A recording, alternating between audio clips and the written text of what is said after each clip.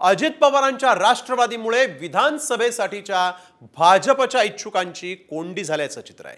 अद्याप जागा वाटप झालेलं नाही, मात्र महायुतीत विद्यमान आमदारांच्या जागा त्या पक्षांना जातील असं सूत्र जवळपास निश्चित असल्याचं बोललं जात आहे। अजित पवार गटामुळे भाजपला गळती,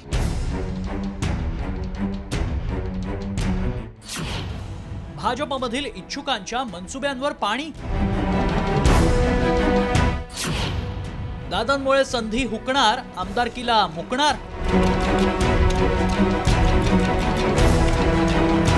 विधानसभा निवडणूक लढवण्याच्या तयारीत असलेल्या भाजपच्या 25 ते 30 नेत्यांना शिंदे गट आणि विशेषतः अजित पवारांच्या राष्ट्रवादी काँग्रेसमुळे उमेदवारीवर पाणी सोडावं लागणार आहे। त्यामुळे अनेक जण नाराज आहेत। हे नेते आता शरद पवारांच्या राष्ट्रवादीत आणि ठाकरेंच्या शिवसेनेच्या वरिष्ठ नेत्यांच्या संपर्कात असल्यानं भाजपची डोकेदुखी वाढली आहे। भाजपला गळती लागण्याची चिन्ह असल्यानं भाजपकडून या नेत्यांना थोपवण्याच्या हालचाली सुरू आहेत। राजकारणामध्ये निवडणुका जेव्हा कधी अशा जवळ येतात तेव्हा प्रत्येक पक्षात थोड्याफार प्रमाणात अशा प्रकारची आवक जावक सुरू होत असते। ही काही आमच्याच पक्षात हे असं नाही आहे, ही काँग्रेसमध्ये पण होती, ही राष्ट्रवादीमध्ये सुद्धा होती आणि ह्या शिवसेनेमध्ये सुद्धाही मागचा इतिहास आपल्याला माहिती आहे। आणि त्यामुळं पक्षात नाराजी असं म्हणल्यापेक्षा निवडणुकीच्या काळामध्ये जे काही थोडेफार इकडच्या तिकडे जाणं होत असतं त्यातला एक प्रकार आहे।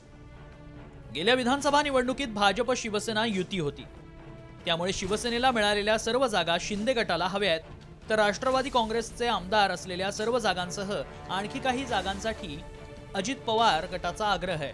त्यामुळे भाजपमधील इच्छुकांना उमेदवारी मिळणार नसल्यानं ते नाराज आहेत। हे नेते शरद पवार किंवा उद्धव ठाकरेंकडे गेल्यास त्यांच्याबरोबर जिल्ह्यातील त्यांचे सहकारी नेतेही जाण्याची शक्यता आहे। कोणकोणते नेते काठावर आहेत त्यावर एक नजर टाकूया। इंदापूर विद्यमान आमदार राष्ट्रवादी अजित पवार, दत्तात्रय भरणे भाजपचे इच्छुक हर्षवर्धन पाटील।